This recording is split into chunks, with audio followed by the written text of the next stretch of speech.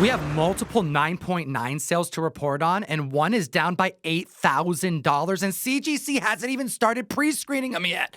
Let's get into it. The hottest books in the world. Jem, how you feeling? I'm feeling good, Tom. Thanks for asking. Number 10 on the list, we got a new one. We got Batman 244. This is the battle between Batman and Ra's al Ghul, but more importantly, it's the kiss between Bruce Wayne and Talia. An absurdly popular, iconic panel that everyone needs to know, and we got Batman laid out on the cover, courtesy of Neal Adams. This is a very wanted book, and we have the numbers to prove it. The 5.0 is up 10%, the 8.5 3%, and the 9.2 up 8%. And Jem, hit him with that record-breaking sale. The last time a 9.6 set record was back in April of last year when it sold for $1,360. Here we are in 2024. It's up 25%, selling for $1,700. Don't forget about Peter Safran, James Gunn's new DC Universe. Batman Brave and the Bold is going to focus on Damian Wayne. Who's Damian's parents? Talia al Ghul. You know Ra's al Ghul's got to be in the mix, making this key book one to be watching very closely. Utilize code TOM101 on the best comic app in existence. It's called Key Collector Comics. You support the show but get access to a wealth of comic book data and access to the Hot 10 before we even hit the mic every week. Moving on to number 9 on the list, we have Conan the Barbarian, issue number 1. Now, Arrow Video just released their 4K UHD box set, and I'm not going to say that's causing this book to spike, but my buddy the Deluxe Edition, who is the #1 Conan hater, especially Conan Omnibus, actually bought this 4K set. 5.0's up 15%, 6.5 7%, 8.5 8%, 9.0 10%. The 9.2 used to be going for around $1,800 to $2,000 years ago. Now it's up 17%. Highest selling book over the last week was $11.48. The book is down so much. Conan's beloved. We know Red Sonja's in the distance, and we haven't even gotten a trailer for that yet. No, I agree, and it's only a matter of time before we get some type of Conan reboot. Moving on to the list at number 8, we've got Captain America 100, the big premiere issue. Prior run was Tales of Suspense, because Cap couldn't hold his own title for a little bit. Post his reintroduction in the Silver Age in Avengers number 4. This is where it was given back to him. And we had a 9.9 sale that matched, and it was extravagant. And I suspect that not only did it raise the floor on a lot of lower grade books, I also think it was a reminder to the community that this book is out there and more affordable now than ever. Yeah, there hasn't been anything major when it comes to Captain America news for the MCU, and I agree. When you have a big 9.9 sale going for $78,000, it brings attention to the book, and collectors say, hey, I wouldn't mind having a Cap 100. A 6.5 sold for $350. That's 2% above its 12-month average. The 7.5 is up 14%. The 8.0 is maintaining. The 8.5 is up 22%, and a 9.4 just sold for $29.50. That's 12% up. The highest a 9.4 went for was just about $5,000. And you look at this 9.9 sale, 78 grand is huge. But when you consider that the last time one sold was 2021 during the comic boom, it matched the price. So it shows that although some books are going to take a massive hit in this adjustment period that we're in, some books are too damn scarce. There's only 2 9.9s that exist that if they maintain, it provides a level of confidence in the investment. And this one just proved it. Which brings us to number 7, and it's kind of funny to see this book make the list. We're talking Fantastic Four issue 52, the first appearance of T'Challa, the Black Panther. Personally, I've been on a Black Panther kick recently. Ultimate Black Panther 1 came out this week. You can check out the review on my channel. And I just got done reading the Christopher Priest Omnibus Volume 1, which I also did a review for. This book is getting too damn cheap. And we have a recorded incomplete copy that has sold over this last week, which has now officially provided us a glimpse at what the floor is on a major Silver Age key. We'll get to that in a second because I loved Ultimate Spider-Man. What'd you think about Ultimate Black Panther? Because it's on my pull list and I'm psyched to read it. I wish I could say that I enjoyed it as much as I did Ultimate Spider-Man. I didn't feel like it was that different. Being that this is a totally different universe, it kind of felt like a regular Black Panther reboot to me. I want to hear the community's thoughts in the comment section below if you're watching this by the time you have read it. No spoilers, but I'm going to kick it off with the incomplete copy because I love seeing this. It's a 0.5. There's no cover to this. And they paid $120. What a dope gift. You can buy someone the first appearance of Black Panther, coverless, for $100. And if you want to know what a 0.5 goes for with the cover, we've got 2 sales to help you out. Back in July of 2022, one sold for $366, and then in October of the same year for $360. The 4.0 you can get right around for $500 right now. Mid-grade Silver Age up 7%, and the 5.5 is up 9%. The 7.5, 8%, you can get an 8.0 for right around $27.60. That's up 4%. And it's down from its heights that exceeded $6,000 in recent years. This book is officially hitting rock bottom. Moving on to number 6, everybody's talking about Uncanny X-Men 130, the first appearance of Dazzler, but what about the prior issue? It's like a quadruple key. I mean, it's part 1 of the Dark Phoenix saga. You get a cameo of the Hellfire Club in the shadows. It's the first appearance of the White Queen Emma Frost, and the first appearance of Kitty Pryde. We have a quadruple key. Kitty Pryde is probably one of the safest bets as it pertains to mutants being introduced or reintroduced in the MCU at large. And wait till we get to the 9.8 numbers.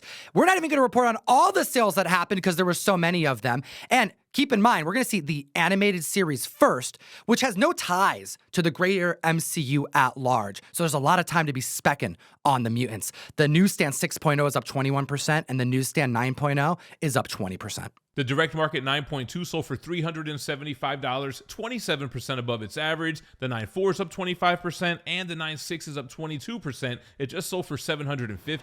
This is one of those situations where you have to hit the subscribe button because when we report on the 9.8 record-breaking sales of this book being $10,000, there's context to that outlier. Surrounding sales were right around $6,000, $5,500 at best.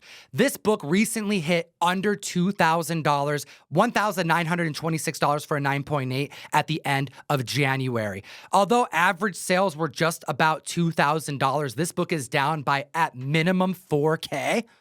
Great spec potential, but damn, is it affordable when you compare where it's been over the last few years. Before we get into number 5, Tom, what's going on with the mail call this month? I saw the MegaCon Peach Momoko Avengers Twilight, and I said to myself, I have to get it for every single member who supports us by going to ComicTom101.com and joining the mystery mail call. You can guarantee 1 per box. You're going to get this MegaCon exclusive trade dress, Peach Momoko drawing SpiderMan in the damn cemetery. And that's not all. We have a Virgin, EM Gist, Vengeance of Moon Knight going out 1 per box as well. Support the show. We'll send you funny books every month.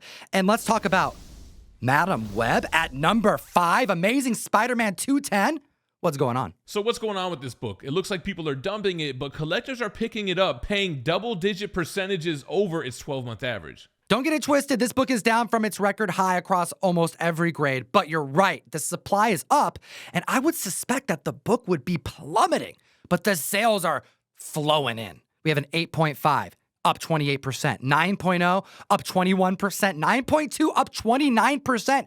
You're right, Jem. These are double-digit increases when you compare it over the recent 12 months. The newsstand 9.2 sold for $242. That's 48% above its 12-month average. And then back to the direct market editions. The 9.4 is up 13%, the 9.6 is up 14%, and the 9.8 is maintaining, selling for $800. The heights this book reached at a 9.8 was $2,500. Yes, the $800 sale is crazy low when you compare it. But this book came out in 1980. It's ASM. This is a major key, and the main character, Madam Web, is nothing like the movie. So yeah, there is movie buzz pushing this up, but overall, I can't see this book dropping below, $500 probably ever at a 9.8 before just straight up ASM collectors are going to scoop it up. I think what's going on is members are seeing this go for that $800 marker and thinking, okay, it could drop 50, maybe $100, or it won't. And $800 seems like a very fair deal on a monumental book. No, I agree. There's always going to be Spider-Man collectors out there who are going to want this book regardless of what's going on in outside media, and this movie will come and go, and this book will still be sought after. Moving on to number 4, Fantastic Four issue number 1, 1961. I feel like this is the calm before the storm. Yo, Heritage Auctions just had a major sale, and we have multiple FF1s that hit the market. Holy smokes, did they sell well? And you have to assume that there was a reason for this, because we have 4 sales to report on a book that does not come up very often, especially in this adjustment period that we're in. I can't help but think that people are banking on the San Diego announcement. We have to find out who the first Marvel family is going to be on the big screen. And that makes sense why you would see so many sales right now. Is this the calm before the storm? No pun. The writer strike is over. The actor strike is over. It's only a matter of time before we get these Fantastic Four announcements, and hopefully it's the saving grace of the MCU. We got a CGC 3.0 selling for $13,200, 11% above its average. The 3.5 is up 31%. The 4.5 is up 13%, and the 5.0 is up 4%, selling for $22,500. Yes, members are willing to pay, which actually cements how much the comic is worth, but I can't help but think that the sellers were hoping for a bit more money. Moving on to number 3 on the list, I already kind of foreshadowed this. We were talking about 129, and now we have Uncanny X-Men 130. Not only is this the first appearance of Dazzler, it's part 2 of the Dark Phoenix saga. It's the second appearance of Kitty Pryde and Emma Frost. It's the first full appearance of Sebastian Shaw, and Jean Grey becomes the official Black Queen of the Hellfire Club. At MegaCon, I went booth by booth shopping, looking at the wall, seeing so much Dazzler, and I couldn't help but bring it up to some of the dealers. I wanted to hear their thoughts about this, and to my surprise, there was no dealer on the con floor, I talked to over 3 of them, that said they expected to see Taylor Swift Dazzler. All of them thought at best it would be Lady Deadpool, and I have to agree. I just don't think Dazzler is going to happen. I could be wrong.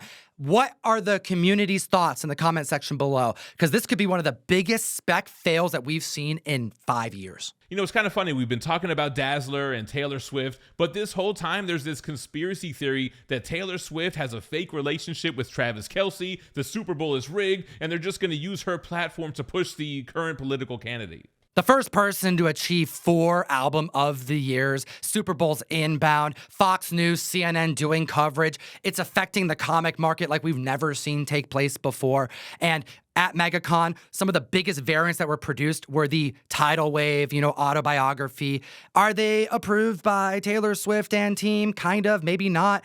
Regardless, they were hitting absurd numbers for not being a Marvel or DC published book. Well, we have so many sales to report on. The 8.0 is up 17%, the 9.0 26%, and the 9.8 is up 10%, where it sold for $1,685. And then we have the newsstands, the 8.5 up 17%, the 9.6 up 5%, and the 9.8 newsstand selling for $1,800, 10% above average. We have to kick it to the fam again. Seeing this book on the Hot 10 over and over and over again. The sales at MegaCon, the sales every week on X-Men and Lady Deadpool. Even if she portrays Dazzler, even if she portrays Lady Deadpool, long term, is she going to be on the screen again and again? Is this book going to continue to rise? What do you think will happen? Let me know in the comment section below. Which brings us to number 2 on the list. We have Star Wars issue number 1, and this is the book I was alluding to when we were talking about Conan. I feel like we're in the same realm here, where we don't really have anything going on in outside media, but collectors of these books are picking them up for the low. This is a perfect example to be able to tell when a book may be prime for purchasing, especially if you're looking for investment opportunities. Because, as Jem just said, there's nothing in the horizon anytime soon that's going to propel this book up that we know of. And look at these sales. 7.5 is up 3%. Okay, it's selling for about average. But then the 9.2, selling for $425, that is average. It's up 0%. The 9.4, selling for $560, strong number, 0% over its recent 12-month average as well. Now, the 9.6 is up 18%. Someone paid a little over $100 for an $1,100 book, but then look at the 9.8, $3,840, matching its current 12-month average. This book is barely selling above average, and in most grades, 0% over average.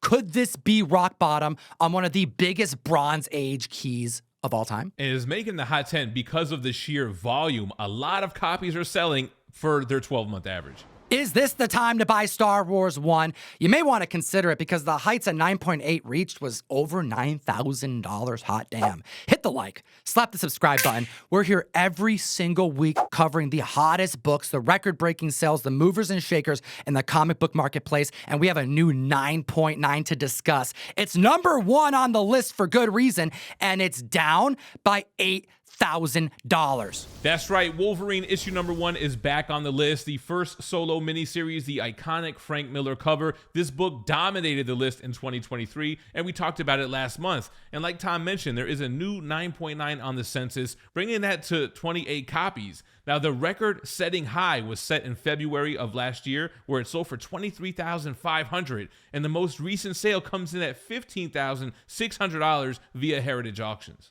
That was at the end of January. So, yes, the book is down by 8,000, but we have so many sales that we could report on. Go check out Key Collector. We're going to pick out some of the highlights, but we can sit here and report on like over 12 sales that are above average over this last week. This book is smoldering. The Newsstand 7.0, it's going for $135, an increase of 50%. The newsstands are on fire. The 8.0 is up 39%. The newsstand 9.0 is up 22%. The newsstand 9.4 is up 19%. And then the Newsy 9.6 sold for $400, 16% above average. They're done filming this movie. It's the only thing coming out this year, and I can't see Hugh Jackman reprising the role anytime soon, which means that, yeah, there'll be new Wolverines coming, but it's going to be a gamble. But there's so many that there could be that it seems like a potentially safe investment because maybe one of them will take off and be the new fan favorite. The Direct 8.5 you can get for $135, an increase of 17%. The Direct 9.4 just sold for $225. That's up 19%. Do you own this book? Do you own any of these hot comic books? How are they doing? Are you happy about having purchased them? Let us know in the comment section below. And of course, as always, geek responsibly and stay minty fresh. Yo, if you're looking for MegaCon exclusives, I just loaded them all up on ComicTom101.store. Booth pricing while supplies last. I don't have very many of them. Appreciate your time today. Enough said, comic fam.